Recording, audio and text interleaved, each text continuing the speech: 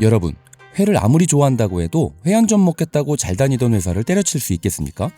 그것도 그냥 회사가 아니에요. 지금으로 치면 그 어렵다는 공무원 시험에 딱 붙어서 들어간 자리, 월급 또박또박 나오고 남들 다 부러워하는 관직이었습니다. 그런데 그 자리를 회 한 점 때문에 미련 없이 던져버린 사람이 있어요. 아니, 회가 아무리 맛있어도 그렇지 대체 무슨 생선이길래 멀쩡한 관직까지 던지고 올 수 있었던 걸까요? 그 주인공은 바로 농어입니다. 지금으로부터 한 1700년 전 중국 진나라에 장안이라는 사람이 있었습니다. 수도 낙양에서 벼슬을 살고 있었어요. 고향을 멀리 떠나서 큰 물에서 출세 한번 해보겠다고 올라온 사람이었죠. 그러던 어느 가을날이었습니다. 바람이 살랑살랑 불어오는데 이 사람이 갑자기 멍해지더니 고향 생각이 나는 거예요. 정확히는 고향에서 먹은 음식 두 가지가 떠올랐습니다. 하나는 순댓국, 한자로는 순갱입니다. 순채라는 물풀로 끓인 미끄덩하면서도 맑고 시원한 국이에요. 그리고 다른 하나가 바로 농어회, 한자로는 노회라고 불렀죠. 이 두 개가 머릿속에 딱 떠오르니까 갑자기 모든 것이 다 부질없다고 느꼈던 거죠. 그래서 이 양반이 뭐라고 했냐면요. 사람이 산다는 게 뜻에 맞게 사는 게 제일이지 뭐하러 이 먼 데까지 와서 벼슬이랑 이름값에 매여 사나. 그러고는 그 길로 사표를 던지고 짐 싸서 고향으로 내려가 버립니다. 밥상 하나 떠올리고 인생 항로를 통째로 틀어버린 거예요. 그런데 재밌는 건 결과적으로 이게 신의 한 수였습니다. 장안이 내려가고 얼마 안 가서 낙양에 큰 정변이 터지거든요. 거기 남아있던 사람들은 줄줄이 휘말려서 화를 입는데 이 사람만 쏙 빠져나간 거예요. 농호의 덕분에 목숨을 건졌다? 이렇게 말해도 될 정도죠. 그래서 이 일이 어찌나 유명하던지 순댓국과 농호회 이 두 가지를 묶은 말이 생깁니다. 순갱노회, 세속의 명리보다 고향의 맛과 자유로운 삶을 그리워하는 마음을 뜻하는 말이죠. 자, 그런데 말이죠. 이게 그냥 먼 옛날 남의 나라 이야기일 것만 같지만 우리 조선 선비들도 똑같았습니다. 농어가 원래 바다 생선인데 봄에서 여름으로 넘어갈 무렵이면 먹이를 따라서 강하구와 바닷물이 섞이는 기수역까지 올라오는 습성이 있습니다. 그게 조선시대 한강 유역에서도 농어가 많이 잡혔었죠. 그러니까 조선 선비들은 배를 띄워놓고 바로 그 자리에서 갓 잡은 농어를 회로 떠먹은 거예요. 그러면서 이 선비들은 장안을 떠올리면서 시조를 읊었습니다. 차마 진짜로 사표를 던질 용기는 없었어도 농어 한 점 입에 넣고 나도 다 내려놓고 고향이나 갈까? 그 기분을 잠깐 빌렸던 거예요. 1000년이 지나고 바다 건너 나라가 달라져도 농어 앞에서 사람 마음은 똑같았던 겁니다. 자, 그러면 이쯤에서 진짜 궁금해지죠. 대체 이 농어가 무슨 맛이길래 시대를 넘고 국경을 넘어서 사람을 자꾸 고향으로 돌려보내는 건지 말입니다. 농어를 한마디로 말하면 맑은 생선입니다. 참치처럼 붉게 압도하는 것도 아니고 방어처럼 기름으로 덮치는 것도 아니에요. 담백하고 깨끗하고 한 점 먹으면 입안에 맑은 공기가 한번 스쳐 지나가는 것 같은 맛입니다. 그러니까 옛사람들이 그렇게 그리워한 건 화려한 맛이 아니라 바로 이 맑음이었던 거죠. 복잡한 세상에서 한 발 물러나고 싶을 때 딱 떠오르는 그런 맛. 그래서인지 이 맑음과 연결된 이름 유래도 전해집니다. 일본에서는 농어를 스즈키라고 불러요. 스즈키 하면 우리는 자동차나 오토바이가 먼저 생각날 겁니다. 하지만 오늘은 엔진 달린 스즈키가 아니라 칼 위에 올라온 스즈키입니다. 농어살이 깨끗하게 씻어낸 것처럼 하얗고 맑아서 씻다는 뜻의 스스기가 변해서 스즈키가 됐다는 거예요. 그만큼 농어는 이름에서부터 맑음이라는 특성을 보여주는 겁니다. 일본에서 이 농어가 특별한 이유가 하나 더 있어요. 농어는 자라면서 이름이 계속 바뀌는 이른바 출세어거든요. 무슨 말이냐면 어릴 때, 그러니까 한 손바닥만 할 때는 세이고라고 불려요. 좀 더 자라서 중간치가 되면 후코가 되고 그러다 제대로 커서 어엿한 성체가 됐을 때 비로소 스즈키라는 어른 이름을 받습니다. 일본에서는 이렇게 자라면서 이름이 바뀌는 생선을 출세어라고 부릅니다. 과거에는 사람도 어릴 때 이름이 다르고 성인이 되거나 신분이 올라가면 이름을 바꾸던 문화가 있었는데 그런 입신양명의 문화가 자라면서 이름이 바뀌는 생선들에게도 붙은 겁니다. 그런데 생각해보면 좀 묘합니다. 앞서 소개한 장안은 그 이름값이랑 출세에 매이기 싫어서 다 던지고 내려갔는데 정작 이 농어라는 생선은 잘 커야만 비로소 출세하고 이름이 바뀝니다. 사람이 버린 걸 생선이 거꾸로 짊어진 셈이네요. 그래서 일본에서는 농어는 그냥 맛있는 생선이 아니라 출세하고 성공하라는 의미를 담아서 잔치상이나 중요한 자리에 올리는 꽤 귀한 대접을 받는 생선이 됐습니다. 물론 이렇게 자라면서 이름이 바뀌는 출세어가 농어만 있는 건 아니에요. 일본에선 방어, 농어, 숭어 이 셋이 출세어로 자주 언급됩니다. 그런데 이 셋 중에서도 농어는 좀 특별한 대접을 받았습니다. 단순히 잘 크는 걸 넘어서 이야기가 붙었거든요. 일본 헤이케 이야기에는 타이라노 키요모리와 농어 이야기가 나옵니다. 타이라노 키요모리는 나중에 일본 천하를 손에 쥐는 인물인데요. 이때는 아직 이름이 알려지지 않은 인물이었죠. 그런데 배를 타고 가는 중 갑자기 커다란 농어 한 마리가 떡하니 배 안에 뛰어들어온 겁니다. 그러자 옆에 있던 사람이 그랬대요. 이건 하늘이 내린 길조입니다. 어서 드십시오. 그래서 그걸 잡아먹었는데 정말로 그 뒤에 승승장구해서 천하를 쥐었다는 거죠. 그렇다 보니 농어라는 생선은 오래전부터 잘 풀리는 생선, 출세하는 생선으로 여겨진 겁니다. 스시 한입도 이번 농어편으로 출세하는 걸까요? 여러분의 구독과 좋아요, 댓글, 하이프까지 해주시면 가능하리라 믿습니다. 자, 이쯤 되면 더 미룰 수가 없네요. 고향을 그리게 하고 이름을 바꿔가며 출세하고 천하까지 점지했다는 이 생선, 이제 손질해서 맛있게 만들어 볼까요? 먼저 지느러미부터 정리할게요. 가위로 잘라줍니다.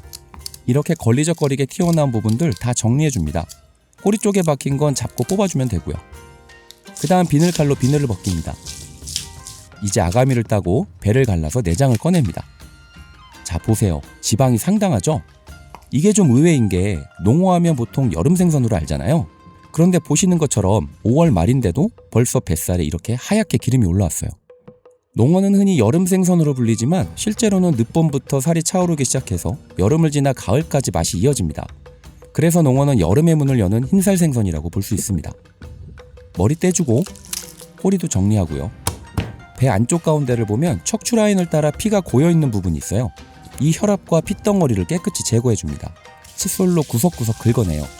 농어처럼 맑은 맛으로 먹는 생선은 이 핏물 관리가 중요합니다.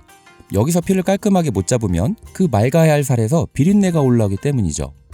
이제 오롯이 해줄게요. 쇠장뜨기로 진행할 건데요. 농어는 2단계에서 특히 조심해야 합니다. 농어가 수분이 워낙 많은 생선이라 칼질을 조금만 잘못해도 살이 그냥 갈라져 버리기 때문이죠.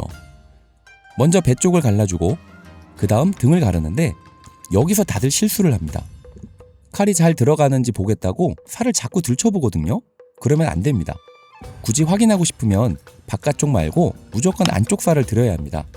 안 그러면 살이 통째로 분리돼 버려요. 말로만 하면 감이 잘 안 오시죠? 일부러 실패하는 걸 보여드릴게요. 자, 이렇게 살 끝을 잡고 막 들춰봅니다. 보이세요? 바로 이렇게 살이 벌어집니다. 더 심하게 하면 이렇게 아예 분리돼 버려요.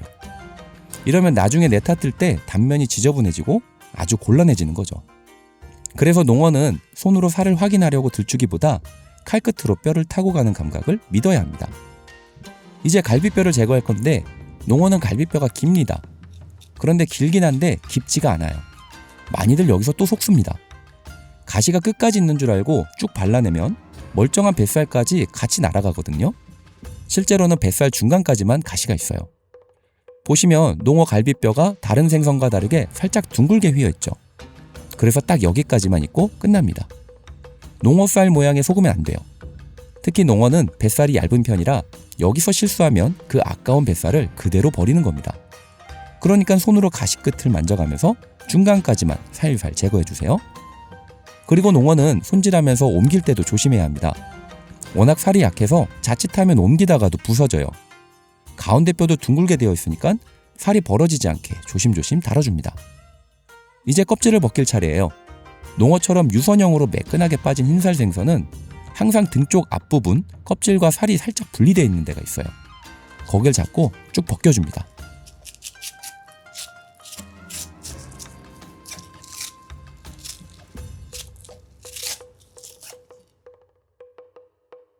뱃살 쪽 껍질은 벗기고 났을 때 살이 하얗게 드러나도록 깔끔하게 벗겨주고요.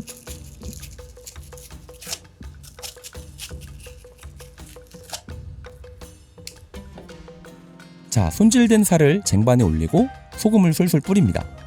이 과정을 시우지매라고 하는데요. 소금이 삼투압으로 살 속에 남는 수분이랑 잡내를 같이 빼줍니다. 동시에 살이 단단하게 조여지면서 농어 특유의 맑은 단맛이 농축되는 효과가 있어요. 오래 할 필요는 없고요. 한 5분 정도? 표면에 수분이 살짝 올라오면 그때 정리해주면 됩니다. 아, 신기한 장면 하나 보여드릴게요. 지금 살이 움직이는 거 보이시죠? 이건 아직 근육과 신경 반응이 남아있어서 나타나는 현상입니다.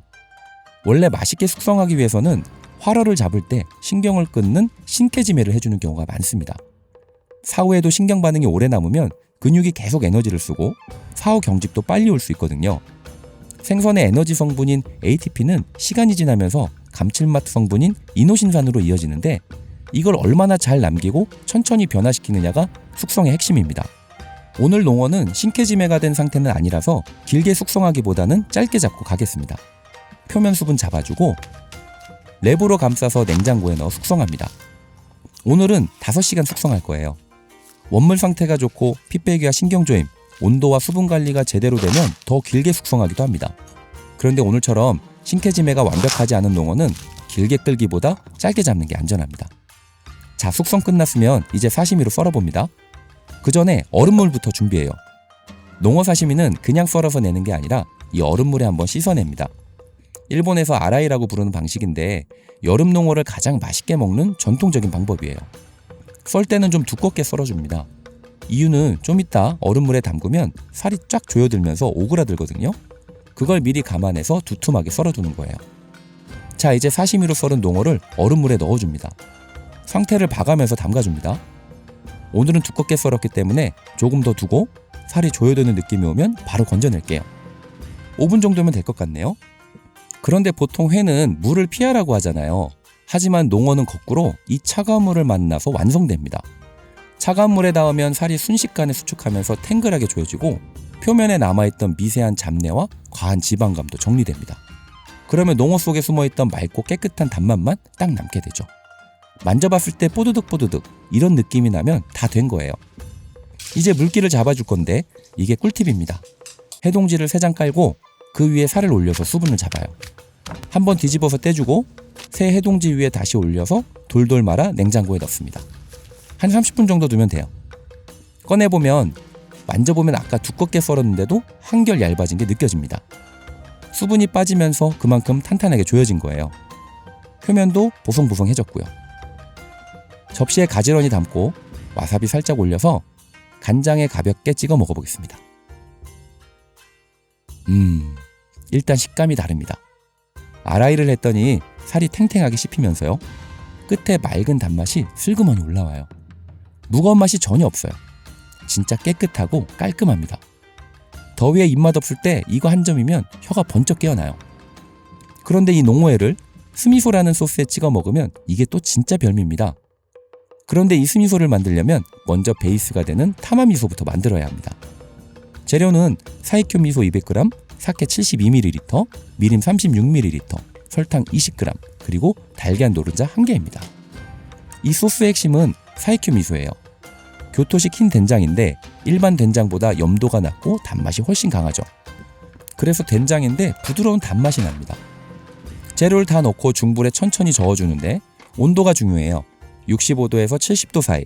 너무 끓이면 달걀 노른자가 뭉쳐버리거든요. 그러면 소스가 아니라 스크램블이 돼버립니다. 알코올은 살살 날리고 노른자는 부드럽게 익히면서 점도를 잡는 단계예요. 바닥을 긁어주듯이 계속 저어줍니다. 자, 이 정도면 됐어요. 타마미소 완성입니다. 이제 이 타마미소로 스미소를 만들 차례예요. 스미소, 한자로 스가 식초라는 뜻이고 미소가 된장이죠. 그러니까 식초 들어간 된장 소스예요. 날것의 맛을 산뜻하게 잡아주는 역할을 합니다. 재료는 방금 만든 타마미소 100g에 식초 10ml, 미림 5ml, 설탕 5g. 이걸 잘 섞어주면 스미소 완성입니다. 농어회 위에 실파를 충분히 올려주고요. 그리고 스미소를 살짝 찍어서 먹으면 이거예요. 간장이 농어의 맑은 맛을 그대로 보여줬다면 스미소는 여기에 새콤하고 부드러운 옷을 한 겹 입히는 느낌입니다. 흰 된장이라 텁텁하지 않고 오히려 은은하게 단맛이 돌거든요. 여기에 식초의 산뜻함이 더해지니까 농어의 맑은 단맛을 가리는 게 아니라 오히려 살살 끌어올려줍니다. 실파향까지 더해지니까 여름에 이만한 게 없어요. 저도 그냥 하던 일 다 내려놓고 농어회에 사케나 한잔 들이키면서 푹 쉬고 싶은 생각이 절로 드는 맛입니다. 자, 회로 농어의 맑음을 봤으니까 이제 스시로 만들어 볼게요. 네타를 썰 건데 먼저 뱃살부터 썰겠습니다. 아까 손질할 때 봤던 기름 오른 그 뱃살이에요. 농어 뱃살은 얇아서 한 점으로 두툼하게 못 썰어요. 그래서 얇게 썰어서 여러 겹을 겹쳐 네타를 만듭니다. 이렇게 겹치면 얇아도 씹는 맛이 살아나고 뱃살의 고소함이 입안에서 한 겹씩 겹쳐져요. 등살은 한 점으로 썰어줄 거예요. 다만 이 등살은 아까 보신 것처럼 신경을 끄는 것도 아니고 숙성이 길게 된 것도 아니라서 아직 살이 단단할 수 있어요. 그래서 좀 얇게 썰어줍니다. 샤리 쥐고 와사비 올리고 네타 위에 올리면 농어 스시 완성입니다. 뱃살 스시는 회로 먹을 때랑 또 달라요. 여러 겹 겹친 뱃살이 입에서 사르르 풀리면서 기름의 고소함이 샤리의 산미랑 만나니까 단맛이 확 길어집니다. 등살은 좀 더 단정해요. 회가 차가운 유리잔 같았다면 스시는 거기에 따뜻한 샤리가 받쳐주니까 농어 본연의 맑은 단맛이 한 박자 더 차분하게 퍼집니다. 같은 생선인데 옷을 갈아입은 거죠. 조용한 생선이에요. 농어는 화려하게 밀어붙이지 않아요. 그런데 한 점 제대로 먹으면 왜 고향을 떠올렸는지 그 마음이 어렴풋이 만져집니다. 오늘 농어 이야기 재밌으셨나요? 장안이 농어회를 떠올리고 고향으로 돌아갔다면 저희는 여러분의 응원 덕분에 다음 네타로 갑니다. 멤버십으로 든든한 동반자가 되어주시면 더 맛있고 퀄리티 높은 스시 한 입을 꾸준히 이어가겠습니다. 자, 그럼 스시 한 입 맛있게 드십시오.